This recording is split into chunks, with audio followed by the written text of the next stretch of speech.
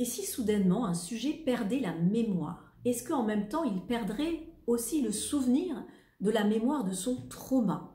La question elle est intéressante parce que d'emblée, elle met en lien la notion de mémoire, la notion de mémorisation, de souvenir avec la notion de traumatisme. Donc on comprend bien la question, c'est est-ce que ce serait intéressant quelque part de perdre la mémoire pour perdre le souvenir du trauma et donc ne plus souffrir et donc avancer dans la vie et évoluer.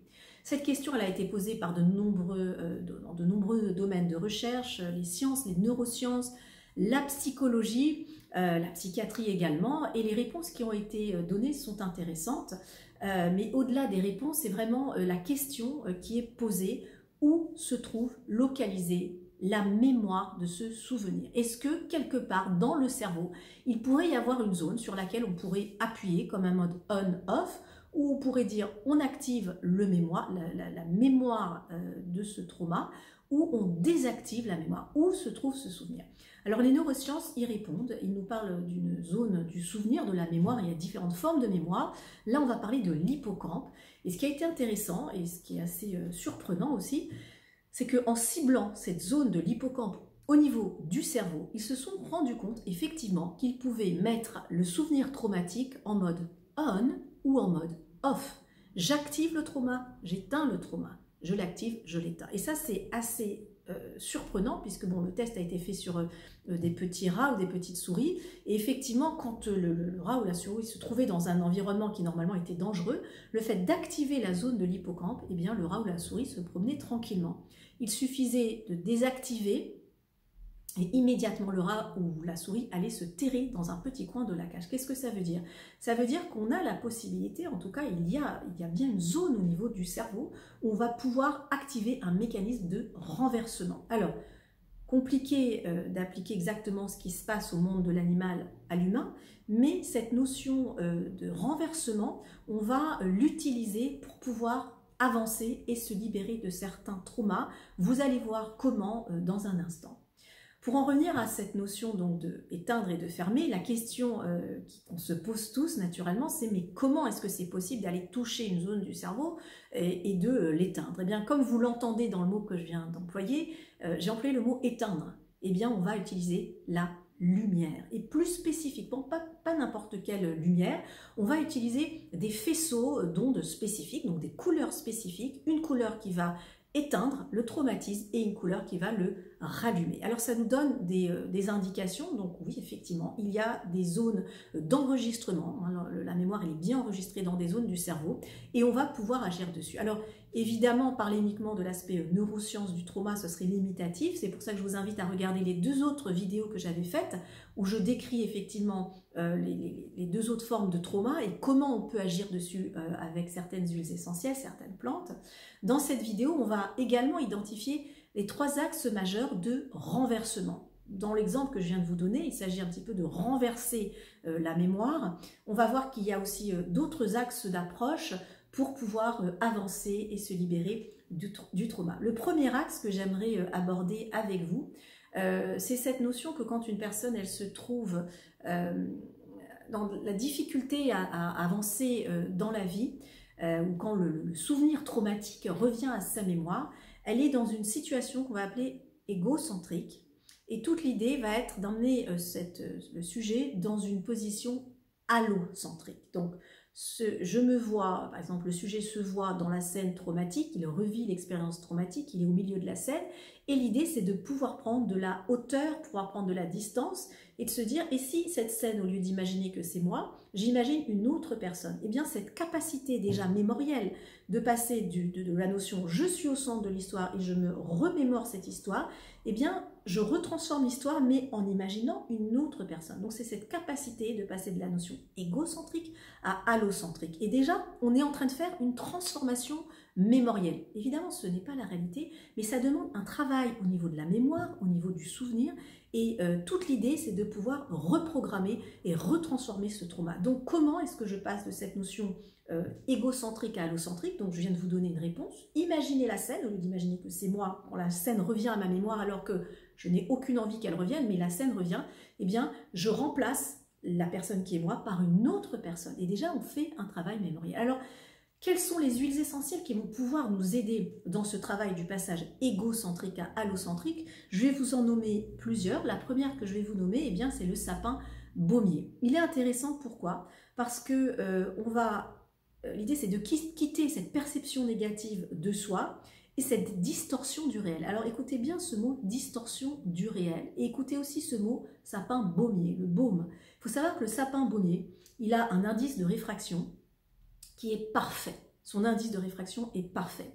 Or, à l'instant, je viens vous parler de distorsion du réel. Donc, l'idée, c'est quand on a une vision du réel qui est distordue, eh bien, l'idée, c'est de pouvoir se dire, je vais me connecter à la plante, à l'huile essentielle, qui, elle, a une vision parfaite, puisque l'indice de réfraction du sapin baumier, le baume, il a un indice qui est parfait. Donc, on va lier ces deux éléments. Je vous ai parlé de l'aspect allocentrique, de l'aspect égocentrique. Souvent, quand il y a des traumas qui ont été vécus, il est difficile ensuite de se projeter dans un réel qui soit construit et qui soit vrai. Donc, toute l'idée, c'est je prends de la distance, donc égocentrique, allocentrique, mais aussi j'essaye de quitter cette distorsion du réel. Certes, il y a eu des événements difficiles, des événements traumatiques, mais cela ne veut pas dire que dans le futur, eh bien, ce sera la même chose. Cela ne veut pas dire non plus que quand il se passe des événements autour de moi, c'est forcément ciblé contre moi. C'est pas forcément juste. Donc l'idée, c'est retrouve cette vision juste.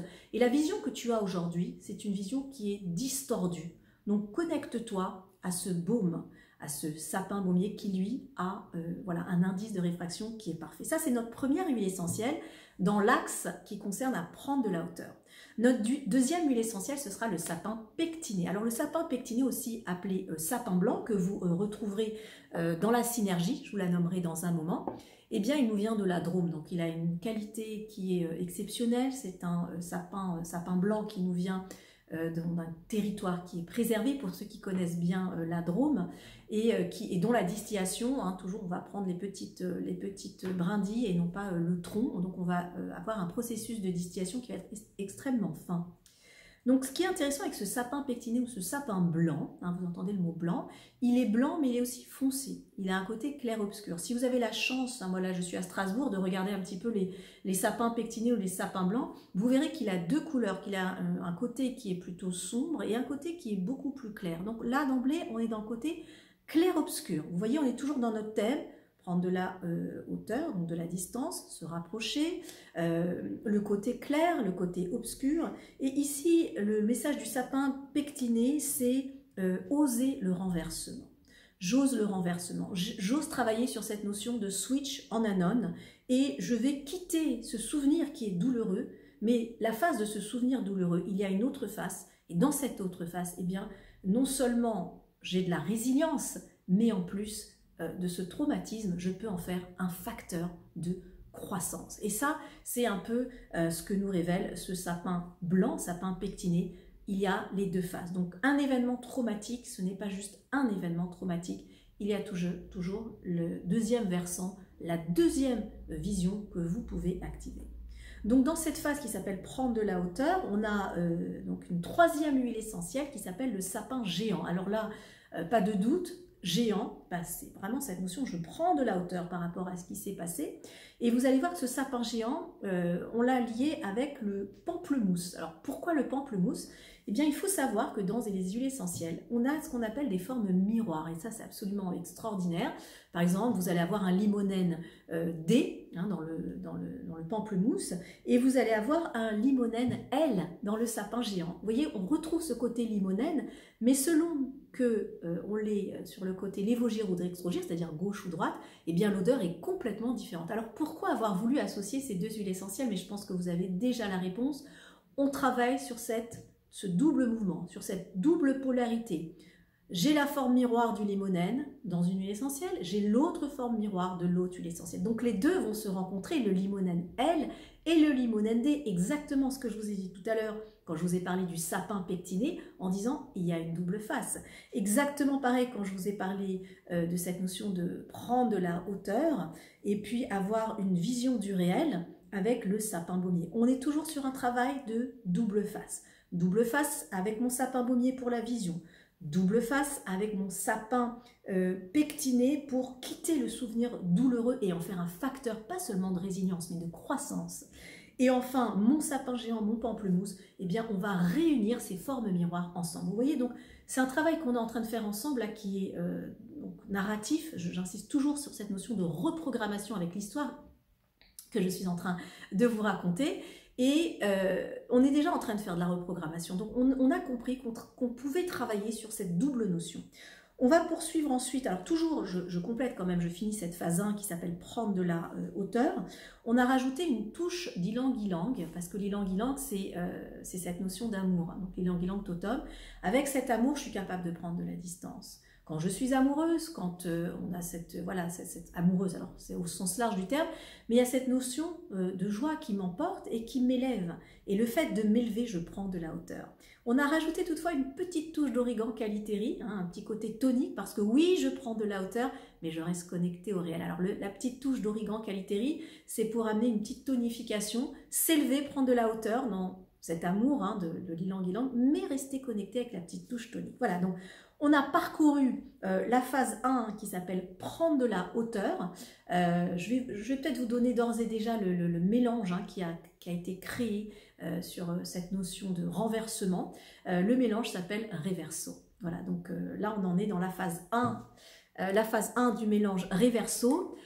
On va maintenant voir les deux autres phases. Alors la phase numéro 2, eh bien là on est dans ce que je vous indiquais au départ, c'est cette notion de switch on-off. Je peux transmuter la difficulté en victoire. Alors les huiles essentielles qui ont été utilisées sont aussi, elles obéissent aussi à cette notion de transformation, puisque la vie est faite de transformation, mais toujours de cette transformation dans cette notion duale. Et là, on a choisi coriandre graine et coriandre fruit. Pourquoi? Parce que quand on respire l'odeur de la coriandre graine, l'odeur, elle n'est pas forcément très agréable. D'ailleurs, coriandre vient du mot punaise, hein, avec cette notion de puanteur. La graine n'est pas forcément agréable, mais quand elle va se transmuter en fruit, hein, c'est un petit peu la transformation la belle et la bête, hein, ou plutôt la bête et la belle, et bien là, elle a une odeur absolument savoureuse. Donc, coriandre, en son sein, est capable d'opérer cette transmutation, la graine, le fruit. Et c'est encore cette notion de, pourtant on parle de la même chose, hein, on parle bien de la coriandre, mais au sein de l'empreinte génétique de cette plante, on a ce renversement. Et nous, qu'est-ce qu'on va récupérer quand on va utiliser cette plante ou le mélange? Eh bien, on va récupérer cette identité créatrice qui siège au sein de la plante. Donc, coriandre graine, coriandre fruit. Donc le message, c'est on peut muter sans crainte. N'ayez pas peur de la mutation. Le trauma amène de la mutation, amène du changement, amène un facteur de croissance qu'on ne peut pas s'imaginer. Simplement, l'idée, c'est de comprendre ce mécanisme. Comment je fais pour passer du trauma à un facteur de croissance exponentielle? Eh bien, il y a une clé, et cette clé s'appelle le retournement ou le renversement, d'où le nom du mélange qui s'appelle ici Reverso. On renverse. On continue notre parcours. On a ensuite ajouté le chiou, hein, parce qu'on retrouve le linalol. Dans la coriandre, on a du linalol, dans le chiou également, mais encore une fois, on retrouve la forme miroir, le L et le D. On retravaille sur cette mutation, transmutation, renversement, dans plein travail alchimique.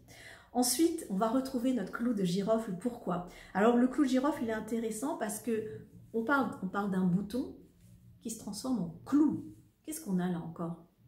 Mutation, transmutation. Comment un petit bouton doux, délicat, peut-il se transformer en clou? C'est exactement ce que nous aussi, on peut faire. Et on va récupérer de façon, on va dire morpho-analogique ou morpho-narrative, on va récupérer le message de ce clou de girofle. Écoutons bien, le bouton, le clou. Et ce clou, quelque part, c'est je vais associer des éléments, je ne comprends pas ce qui est arrivé, c'est des éléments disparates. Le clou, il va lier, il va associer et il va ancrer dans cette matérialité pour se recentrer, assembler des éléments disparates entre eux et aussi amener le retour du contrôle sur les émotions, le clou de girofle. Et enfin, on a donc dans cette phase 2, hein, que vous retrouverez comme j'ai dit dans le mélange, on a 2 huiles essentielles de l'adrome, alors en petites touches, c'est pour ça que voilà, qu'on les a associées ensemble. Elles ont, ces 2 huiles essentielles s'appellent laser et inul. Le laser et l'inul, donc une qualité, je dirais presque cérémoniale, une culture qui est vraiment très fine, voilà, dans les petites collines de la Drôme. Maintenant, je ne vais pas vous dire tout de suite pourquoi j'ai voulu utiliser ces deux huiles essentielles de laser et linule. On garde un petit moment secret, mais je vous révélerai un petit peu plus tard parce que ces deux huiles essentielles, en tout cas l'assemblage dans le mélange, j'ai décidé de les mettre pour une raison très particulière. Pour l'instant, je garderai voilà, l'information pour un petit peu plus tard, mais vous verrez que l'information est de taille. Ensuite, on va passer à la phase 3 de notre proposition de mélange qui s'appelle Reverso. Et bien là, c'est la projection vers le futur. Alors j'avais fait plusieurs vidéos où je parlais de se projeter dans le futur et je nommais différentes huiles essentielles. Le travail ici a été fait avec Daniel Pénoël, qui est impliqué dans la médecine aromatique depuis plus de 40 ans. Et donc ce mélange nous l'avons créé en binôme. Et alors ce qui est intéressant, c'est qu'il s'est focalisé principalement sur tout ce qui est hélicryse. Les 4 hélicryses qu'il a choisies, l'hélicryse bractéifère, l'hélicryse italienne, l'hélicryse faradifani et l'hélicryse gymnocéphale. Ça, c'est la projection vers le futur. Alors l'hélicryse bractéifère, c'est mon passé arrive dans le présent et maintenant j'ai un choix à faire. Ça, c'est un petit peu le message de l'hélicryse bractéifère.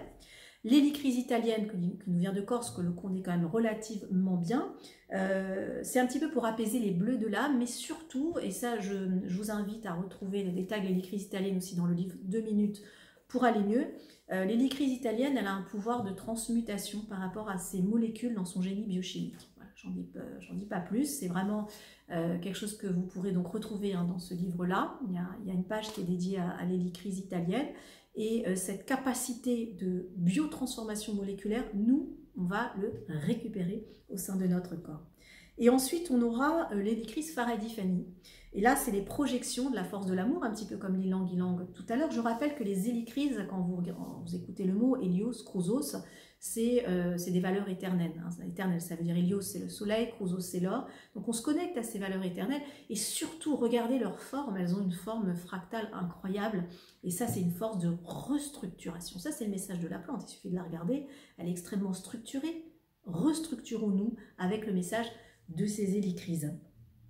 Et enfin, on va retrouver l'hélicryse gymnocéphale. Alors l'hélicryse gymnocéphale, elle a une molécule de cinéole, c'est pour favoriser le souffle. Et si je favorise le souffle, eh bien je me projette dans le futur avec ce souffle puissant. Donc vous retrouverez ces 17 huiles essentielles dans ce nouveau mélange qui appartient toujours à la gamme Miraculum. Et dans cette gamme Miraculum, eh bien, vous retrouverez le premier qui s'appelle Miraculum, mais en réalité maintenant il s'appellera Miraculum Cocoon. Vous retrouverez Miraculum Neopulse, et là vous allez retrouver Miraculum Renverso, d'accord? Donc Reverso. Donc Reverso, vous le retrouverez, le détail de toutes ces huiles, vous le retrouverez au niveau du marque-page, puisque voilà, ce sera livré avec votre petit marque-page.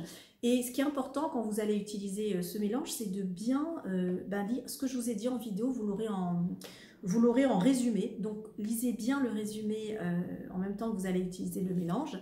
Et il s'utilise de manière finalement très simple, c'est 16 voire 17 huiles essentielles. On en met une trace, une goutte au niveau des mains. On va frotter les mains, on va inspirer, respirer. 3 fois. Et on va répéter cette opération, j'allais dire à la demande, mais au minimum le matin et le soir. C'est important de noter vos réactions, ce que vous ressentez. Alors après, moi j'aime bien aussi... on va dire informer un petit peu toute la flore buccale. Vous savez qu'on a de nombreuses flores, elles sont toutes différentes. La flore, les bactéries au niveau de la peau, les bactéries au niveau de la bouche. C'est de simplement tapoter, tirer la langue et d'avoir l'information comme ça au niveau de ma flore buccale et ensuite d'avaler. Donc ça, c'est voilà un petit travail que vous pouvez faire. Je vous ai parlé au début d'une reprogrammation qui est à la fois narrative, neuronale, sensorimotrice. Donc pour ceux qui ont le livre, je vous invite à... Alors il y a différents rituels. Je vous fais une proposition, il pourrait y en avoir plusieurs, mais j'ai décidé de vous en faire une. Par exemple, je vous ai pas mal parlé de la notion de transmuter, cette notion de transmutation, de métamorphose, et je pense que le rituel qui s'appelle Lumineux, à la page 18, alors plutôt à la page 156, qui est le rituel 18, vous pouvez le voir, juste ici, et vous voyez c'est extrêmement simple à faire, c'est facile, eh bien c'est quelque chose que vous pouvez faire, c'est-à-dire on va respirer cette huile essentielle, On retrouve donc le rituel 18, vous aurez aussi le petit marque-page hein, avec tous les rituels. Et au niveau du rituel 18, eh bien, on a main, pied, torse, main, pied, torse, qui nous donne ceci.